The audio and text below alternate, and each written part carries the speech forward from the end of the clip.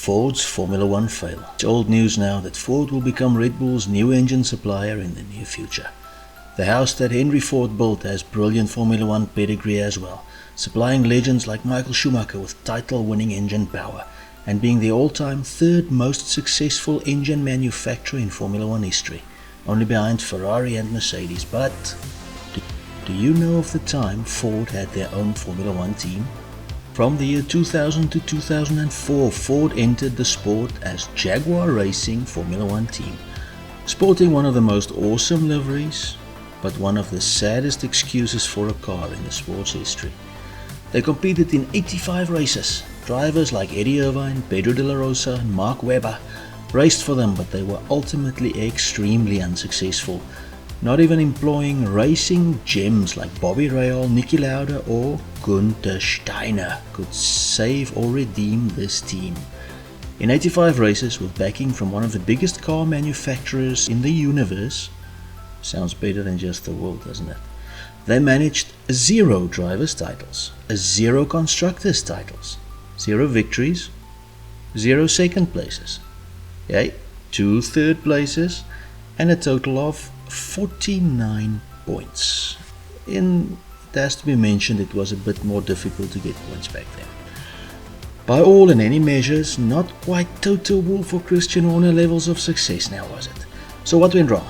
Well, it started brilliantly. Ford bought Stewart Grand Prix Formula One team in 1999, just after the team had managed to win a race in a Ford-powered car, renaming the team as Jaguar in an attempt to, well, I guess, to sell more Jags. It's a Jag. They started splashing the Ford cash immediately and poached championship runner-up Eddie Irvine from Ferrari, and duly finished the season 9th. Yes, 9th in the constructors. American Bobby Rahal became team boss to try and turn things around and achieved absolutely nothing. Niki Lauda came in mid-season and the team duly somehow became worse. They tried to poach Adrian Newey and failed dismally, so Rahal buggered off, 8th in the Constructors' Championship in 2001. 2002 seemed to be their year. It was so promising. Niki Lauda was in charge, and according to Wikipedia, Ford's board of directors were beginning to have major issues with the costs and benefits of running the team in Formula One, especially as it did not feature the parent company brand. Well, makes a bit of sense, since the idea of sponsorship would be to sell your stuff now, wouldn't it? Irvine scored what would be their last ever podium, and the Jaguar roared. No, the Jaguar whimpered to 7th in the constructors. In 2003, Ford cut some of the cash flowing to the team and sacked Niki Lauda and a bunch of other staff, giving the team 2 years to get it right or else. What did they do? They finished 7th again. 2004 would be the team's final season in the sport, and all they managed to do was get the dumbasses from Ocean's 12, yes, the movie, to glue $250,000 US worth of diamonds to the noses of the cars in Monaco to promote the film. I mean, what could go wrong? Yeah, you guessed it. Christian Clean crashed on lap 1 and lost one of the diamonds. Brilliant, isn't it? They finished 7th again, and Ford said, to hell with this. We're not paying for the diamond and we're not paying for this team anymore, so they pulled the plug on the team. Sold them, and guess what happened? Yes, they became Red Bull Racing.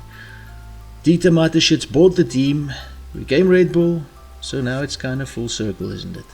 Red Bull bought Ford, and now Ford will supply Red Bull with engines. So what went wrong with the team? Damned if I know. They seemed to do the right things from the start, and after that it just bombed, and all they did seemed to fail hard every time. Ford does, however, have tremendous pedigree outside of this team as an engine supplier, and partnering up with Red Bull and Adrian Newey finally seems to bring the best out of any engine. Just ask McLaren and their GP2-based Honda engine, which immediately won races when Red Bull got it. Well, that's all I have for you today. Hope you enjoyed the video. I hope you are okay if you enjoyed the video. And next time, before you watch videos, please remember to take your pulse. But since you're here now, and before you go do that, press that sub button please, ring the bell and come back for more Formula One content. God bless and goodbye.